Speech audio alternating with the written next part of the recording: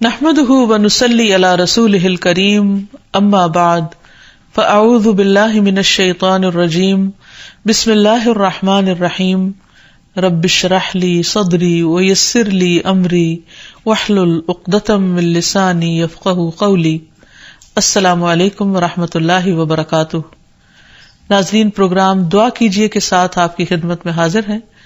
آج ہم انشاءاللہ حصول علم کی دعاؤں کے موضوع پر گفتگو کریں گے، یعنی انسان اپنے لیے مزید علم کی دعا کرے. انسان کو ملنے والی نعمتوں میں سب سے بڑی نعمت علم ہے. علم کے بغیر انسان اندھیروں میں ہے، اور خصوصاً اس علم کے بغیر جس کا سورس وحی الہی ہے، جو اللہ سبحانہ وتعالی کی طرف سے ملتا ہے. اسی لیے نبی صلی اللہ علیہ وسلم کو یہ دعا سکھائی گئی، وَقُلْ رَبِّ زِدْنِي عِلْمًا، اور آپ کہہ دیجئے کہ اے میرے رب میرے علم میں اضافہ فرما. یعنی آپ کو یہ نہیں کہا گیا کہ آپ کہیے کہ اے رب میرے مال میں اضافہ فرما، یا میری اولاد میں اضافہ فرما، یا کسی اور چیز کی زیادتی کی دعا، بلکہ علم میں اضافے کی دعا. اس سے اندازہ ہو سکتا ہے کہ علم انسان کے لیے کتنا فائدہ مند ہے. اللہ سبحانہ وتعالی سے دعا کرنے کے آداب ہمیں ہمیشہ یاد رکھنے چاہیے. اللہ تعالیٰ کی حمد و ثنا، یا رب لک الحمد کما ینبغی لجلال وجہک وعظیم سلطانک، اور پھر درود شریف پڑھنا نہیں بھولیے. جہاں تک علم کا تعلق ہے تو علم والے اور بغیر علم کے برابر نہیں ہو سکتے. قرآن مجید میں اللہ تعالیٰ فرماتے ہیں، قل هل يستوی الذین یعلمون والذین لا یعلمون، کیا وہ لوگ جو علم رکھتے ہیں اور وہ جو علم نہیں رکھتے برابر ہو سکتے ہیں؟ ہرگز نہیں.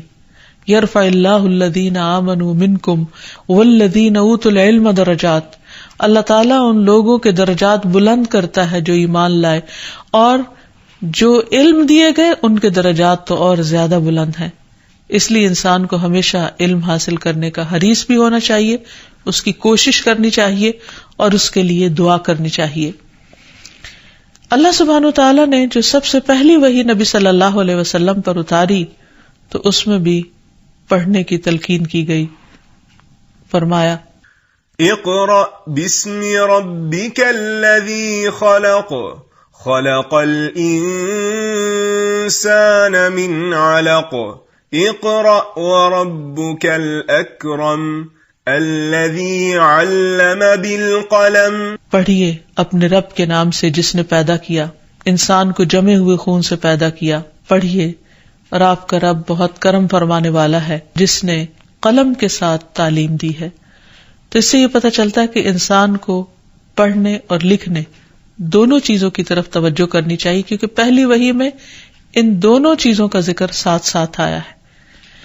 پھر اسی طرح یہ ہے کہ سب سے پہلی تخلیق اللہ سبحانہ وتعالیٰ نے قلم کی ہے. عبادہ بن صامت نے اپنے بیٹے سے کہا کہ میں نے رسول اللہ صلی اللہ علیہ وسلم کو فرماتے ہوئے سنا ہے کہ بے شک پہلی چیز جو اللہ نے پیدا کی وہ قلم ہے. پھر نبی صلی اللہ علیہ وسلم کو بھی اللہ تعالیٰ نے معلم بنا کر بھیجا.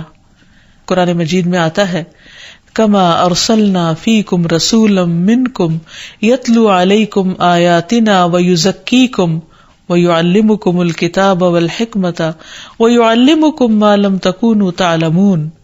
جس طرح ہم نے تم میں ایک رسول تمہیں میں سے بھیجا ہے جو تم پر ہماری آیات پڑھتا ہے، تمہیں پاک کرتا ہے، اور تمہیں کتاب و حکمت سکھاتا ہے، اور تمہیں وہ کچھ سکھاتا ہے جسے تم نہیں جانتے. تو حقیقت یہ ہے کہ اللہ سبحانہ وتعالیٰ نے اہل ایمان پر بہت بڑا احسان کیا جب ان کے اندر ایک رسول بھیج کر ان کو ان تمام چیزوں کی تعلیم دی اور ان کو سکھایا. اور اس میں آپ دیکھیے کہ خصوصاً کتاب و حکمت، یعنی صرف کتاب نہیں بلکہ حکمت بھی، اور پھر علم کے ساتھ ساتھ تزکیہ بھی کیا، کیونکہ علم بذات خود تزکیہ کرنے والی چیز ہے، تربیت کرنے والی چیز ہے، لیکن نبی صلی اللہ علیہ وسلم کو اس کام کے لیے خصوصی طور پر متعین کیا گیا. اور پھر علم سارے انبیاء کی وراثت رہی ہے. حدیث میں آتا ہے کہ بے شک علماء انبیاء کے وارث ہیں، اور بے شک انبیاء کی وراثت درہم و دینار نہیں ہوتی بلکہ ان کی میراث علم ہوتا ہے. جس نے اسے حاصل کیا اس نے انبیاء کی وراثت میں سے بہت بڑا حصہ حاصل کیا. دنیا میں وراثت کا مال حاصل کرنے کے لیے انسان کیسی کیسی کوششیں کرتا ہے، لیکن انبیاء کی اس وراثت کو حاصل کرنے کا اس سے بھی زیادہ شوق ہونا چاہیے. اور انبیاء کی وراثت دین کا علم ہوا کرتا ہے. دنیا کا علم تو انسان اپنے فائدے کے لیے سیکھتا ہی ہے، اور اس کو چونکہ انسٹنٹ ریوارڈ ملتا ہے، فوری طور پر اس کے نتائج سامنے آتے ہیں، تو اس کے لیے انسان عموماً اس کو زیادہ مشکل نہیں ہوتی اس کو موٹیویٹ کرنے کی. اس بہت سے موٹیویشنل فیکٹر سامنے ہی ہوتے ہیں تو ان کو سیکھنا چاہتا ہے. لیکن جہاں تک دین کا علم ہے تو بہت سے لوگ اس کو اپنے لیے ایک بوجھ سمجھتے ہیں، حالانکہ اس کے بغیر انسان دنیا میں سب کچھ پانے کے باوجود بھی سکون نہیں پا سکتا. اس لیے بہت ضروری ہے کہ انسان دنیا کے ساتھ ساتھ دین کا علم بھی حاصل کرتا رہے. اور پھر اس کو سیکھنا ہمارے لیے فرض کا درجہ رکھتا ہے. فرمایا طلب العلم فریضۃ، کہ علم کا حاصل کرنا فرض ہے. یہ کون سا علم ہے جس کا حاصل کرنا فرض ہے؟ یہ وہ علم ہے جس کے بغیر ایک انسان اپنے رب کی عبادت کے تقاضے پورے نہیں کر سکتا جس کے لیے اللہ نے اس کو پیدا کیا ہے. پھر اسی طرح اللہ تعالیٰ کی پہچان کے لیے بھی علم حاصل کرنا ضروری ہے. قرآن مجید میں اللہ تعالیٰ فرماتے ہیں فَاعْلَمْ أَنَّهُ لَا إِلَٰهَ إِلَّا هُوَ، بس علم حاصل کرو، جان لو کہ اللہ تعالیٰ کے سوا کوئی الہ نہیں ہے. پھر اسی طرح اللہ تعالیٰ کے آگے جھکنے کے لیے، خشیت کے لیے، خشوع کے لیے بھی علم ضروری ہے. اللہ سبحانہ وتعالیٰ فرماتے ہیں انما یخشی اللہ من عبادہ العلماء، بے شک اللہ سے ڈرتے ہیں اس کے علم والے بندے ہی. ان اللہ عزیز غفور، بے شک اللہ تعالیٰ سب پر غالب ہے، بے حد بخشنے والا ہے. پھر اسی طرح انسان کو بھٹکنے سے بچانے کے لیے بھی علم کی روشنی چاہیے ہوتی ہے، اور وہ بھی قرآن و سنت ہے. رسول اللہ صلی اللہ علیہ وسلم نے فرمایا میں تم میں دو چیزیں چھوڑ کر جا رہا ہوں، تم ہرگز گمراہ نہیں ہوگے جب تک ان دونوں کو مضبوطی سے تھامے رکھو گے، ایک اللہ کی کتاب اور دوسرے نبی کی سنت. پھر اسی طرح یہ ہے کہ انسان کو اندھیروں سے نکال کر روشنی کی طرف لانے کے لیے علم ضروری ہے. قرآن مجید میں آتا ہے اوَمَنْ كَانَ مَيْتًا فَأَحْيَيْنَاهُ وَجَعَلْنَا لَهُ نُورًا يَمْشِي بِهِ فِي النَّاسِ، کیا بھلا وہ شخص جو مردہ تھا پھر ہم نے اسے زندہ کیا اور اس کے لیے ایسی روشنی بنا دی جس کی مدد سے وہ لوگوں میں چلتا پھرتا ہے. کیا اس شخص کی طرح ہے جس کا حال یہ ہے کہ وہ اندھیروں میں ہے، ان سے کسی صورت نکلنے والا نہیں. اسی طرح کافروں کے لیے وہ عمل خوشنما بنا دیے گئے جو وہ کیا کرتے تھے. تو اس سے یہ پتہ چلتا ہے کہ انسان علم وحی کے بغیر، قرآن و سنت کے علم کے بغیر ایک مردہ انسان کی طرح ہے.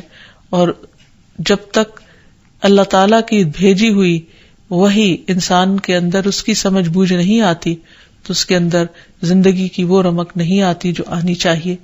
پھر اسی طرح یہ کہ صحیح اور غلط کی پہچان کے لیے بھی دین کا علم حاصل کرنا ضروری ہے. حلال و حرام اور شکوک و شبہات والی چیزوں سے بچنے کے لیے بھی نہیں.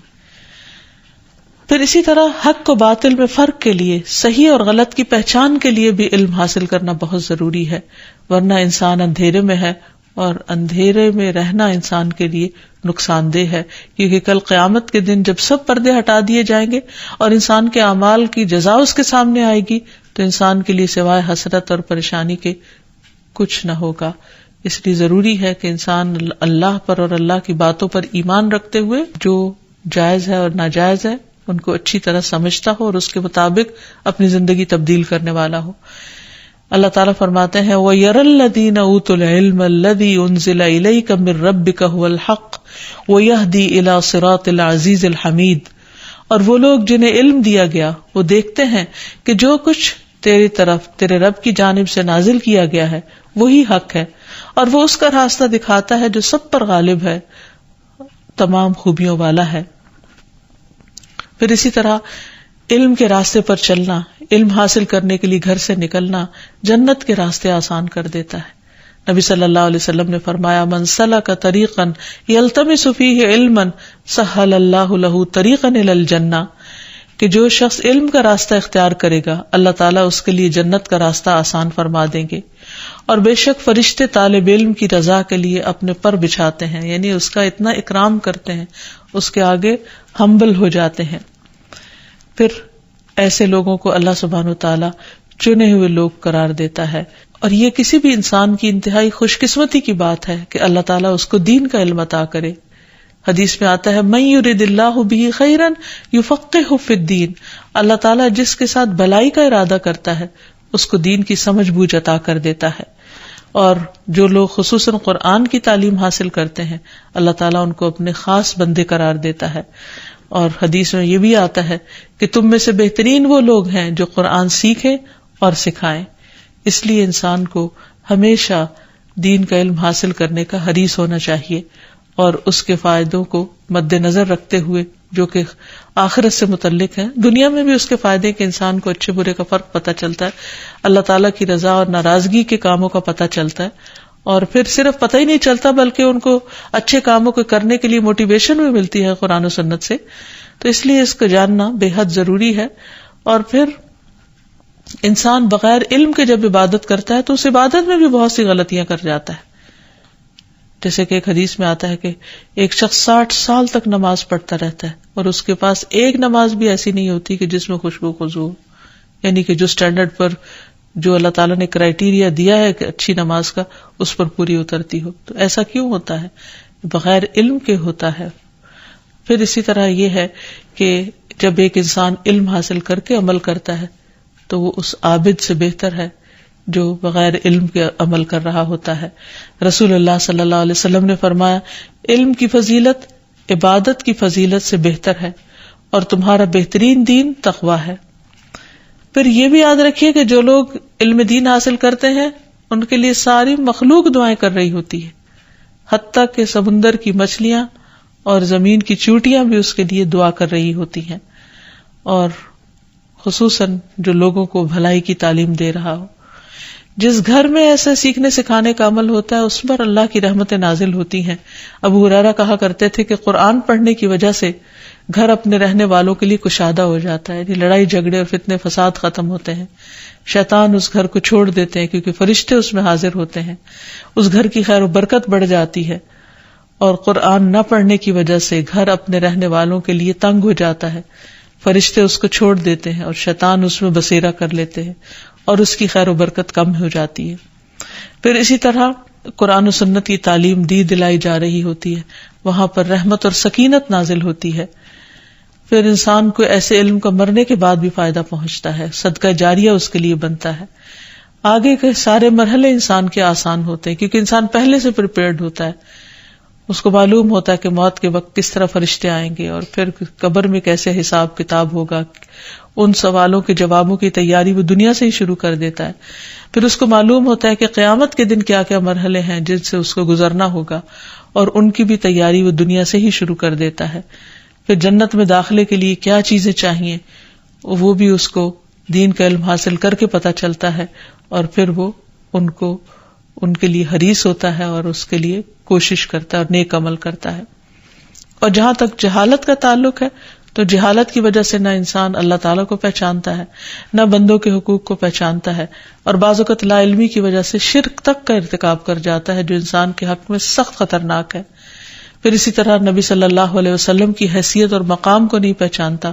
انسان جب علم حاصل نہیں کرتا تو مرنے کے بعد اس کی پہلی منزل یعنی قبر میں اس سے جو سوال جواب کیے جائیں گے ان میں اس کو مشکل کا سامنا ہو سکتا ہے. اس سلسلے میں حدیث میں آتا ہے نبی صلی اللہ علیہ وسلم نے فرمایا آدمی جب قبر میں رکھا جاتا ہے اور دفن کر کے اس کے لوگ پیٹھ موڑ کر رخصت ہوتے ہیں تو وہ ان کے جوتوں کی آواز سنتا ہے. پھر 2 فرشتے آتے ہیں اور اسے بٹھاتے ہیں اور پوچھتے ہیں کہ اس شخص یعنی محمد صلی اللہ علیہ وسلم کے متعلق تمہارا کیا اعتقاد ہے؟ کافر یا منافق کا جواب یہ ہوتا ہے کہ مجھے معلوم نہیں، میں نے لوگوں کو ایک بات کہتے سنا تھا وہی میں بھی کہتا رہا، یعنی اس نے علم حاصل نہیں کیا ہوتا. پھر اس سے کہا جاتا ہے کہ نہ تو نے جانا اور نہ پڑھا، یعنی تو نے علم ہی حاصل نہیں کیا.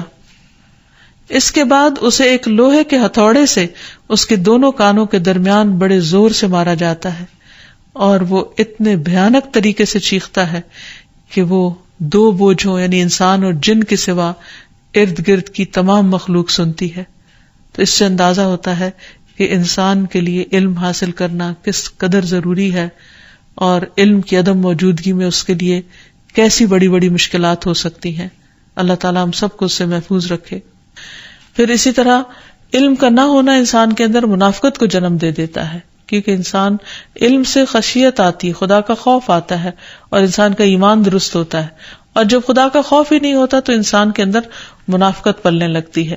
پھر اسی طرح جب انسان بہت دن تک اللہ کا ذکر نہیں کرتا، کوئی سیکھنے سکھانے کا کام نہیں کرتا، تو ایسے شخص کے دل پر زنگ لگ جاتا ہے. پھر لا علمی کے ساتھ انسان جب خود عمل کرتا ہے اور دوسروں کو بتا رہا ہوتا ہے تو یہ چیز اس کے لیے اور دوسروں کے لیے گمراہی کا باعث بن جاتی ہے.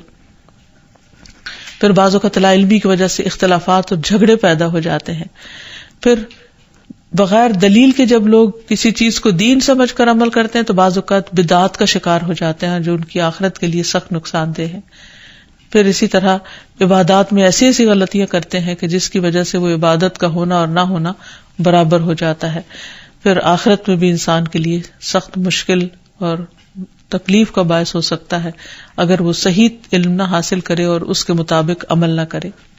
تو اس لیے انسان کو بہت زیادہ حریص ہونا چاہیے اور انسان کو دعا کرنی چاہیے خشوع و خضوع کے ساتھ اللہ تعالیٰ سے کہ وہ اس کے علم میں اضافہ کرے. پھر لا علمی کی باتوں سے پناہ مانگنی چاہیے. قرآن مجید میں ایک دعا آتی ہے نوح علیہ السلام کی، رب انی اعوذ بک ان اسألک ما لیس لی بہ علم والا تغفر لی وترحمنی اکن من الخاسرین.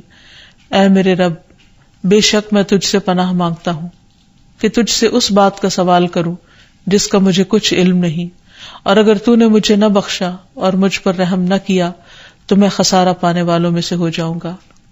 پھر اسی طرح لا علمی میں کیے گئے گناہ خصوصاً شرک سے بچنے کے لیے بھی دعا کرنی چاہیے. اللہم انی اعوذ بک ان اشرک بک وانا اعلم واستغفرک لما لا اعلم.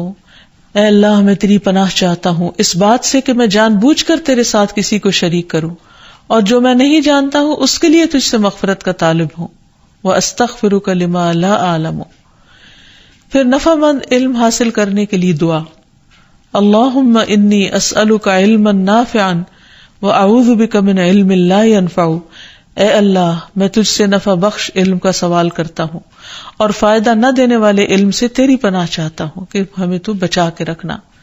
پھر اسی طرح صبح سویرے فجر کی نماز کے بعد نفع بخش علم حاصل کرنے کی دعا نبی صلی اللہ علیہ وسلم نے سکھائی. ام المومنین ام سلمہ رضی اللہ عنہا سے روایت ہے کہ نبی صلی اللہ علیہ وسلم جب صبح کی نماز سے سلام پھیرتے تو فرماتے، اللہم انی اسألک علما نافعا ورزقا طیبا وعملا متقبلا. اے اللہ، میں تجھ سے فائدہ دینے والے علم، پاک رزق اور قبول ہونے والے عمل کا سوال کرتا ہوں. یعنی صبح سویرے انسان اپنے لیے کچھ ٹارگٹ سیٹ کرے اور پھر اس کے لیے دعا کرے. ان میں سے ایک علم کا حصول، دوسرے پاک حلال رزق، اور تیسرے وہ تمام کام جو اللہ کے حضور قبول ہو جائے، یعنی اللہ کی پسند کے کام. پھر اسی طرح ایک اور دعا ہے، نبی صلی اللہ علیہ وسلم کہا کرتے تھے، اللہم انفعنی بما علمتنی وعلمنی ما ینفعنی وارزقنی علما تنفعنی بہ. اے اللہ، تو مجھے جو علم نصیب فرمائے اس سے مجھے فائدہ پہنچا اور مجھے وہ علم دے جو مجھے فائدہ دے، اور مجھے ایسا علم دے جس کے ذریعے سے میں فائدہ اٹھا سکوں. اور پھر غیر نافع علم سے پناہ مانگنا، اللہم انی اعوذ بک من علم لا ینفع ومن قلب لا یخشع ومن نفس لا تشبع ومن دعوت لا یستجاب لہا. اے اللہ، میں تجھ سے ایسے علم سے پناہ مانگتا ہوں جو نفع دینے والا نہ ہو، اور ایسے دل سے جو ڈرنے والا نہ ہو، اور ایسے نفس سے جو سیر ہونے والا نہ ہو، اور ایسی دعا سے جو قبول ہونے والی نہ ہو. یعنی انسان اپنی عمر برباد کر دے، اپنا وقت لگا دے، اپنا مال لگا دے، اور وہ چیزیں سیکھتا رہے جو نہ اس کی دین میں فائدہ مند اور نہ دنیا میں فائدہ مند، نہ آخرت میں فائدہ مند. اور پھر اسی طرح انسان کا ایسا دل ہو کہ جو اللہ سے نہ ڈرے، تو اس کا وہ بھی انسان کے لیے وبال ہے، کیونکہ انسان جب اللہ سے ڈرتا نہیں تو پھر ہر غلط کام اس کے لیے آسان ہو جاتا ہے. اور پھر انسان کی خواہشات جن کی کوئی لمٹ نہیں، ان پر بھی روک لگانے کے لیے اللہ تعالیٰ سے دعا کی گئی ہے. اور پھر دعاؤں کی قبولیت کی دعا کہ اللہ تعالیٰ ایسی دعائیں نہ کرے ہم جو تو سنے نہیں اور تو اسے قبول نہ فرمائے. پھر اسی طرح یہ ہے کہ انسان کو اپنے علاوہ دوسروں کو بھی جو دعائیں دے اس میں بھی علم کی دعا شامل کر دے. جیسے نبی صلی اللہ علیہ وسلم نے ابن عباس کے لیے دعا کی تھی کہ اللہم علمہ الکتاب، اے اللہ اسے کتاب کا علم عطا فرما. پھر اسی طرح آپ صلی اللہ علیہ وسلم نے ایک اور دعا حضرت ابن عباس کو دی تھی، اللہم فقہہ فی الدین وعلمہ التأویل، کہ اے اللہ اسے دین کی سمجھ عطا فرما اور کتاب کی تأویل یعنی تفسیر سمجھا دے. تو اللہ تعالیٰ سے دعا ہے کہ وہ ہم سب کو نفع مند علم عطا فرمائے جس کا فیض ہمیں دنیا میں بھی پہنچے اور آخرت میں بھی. وآخر دعوانا ان الحمد للہ رب العالمین. السلام علیکم ورحمۃ اللہ وبرکاتہ.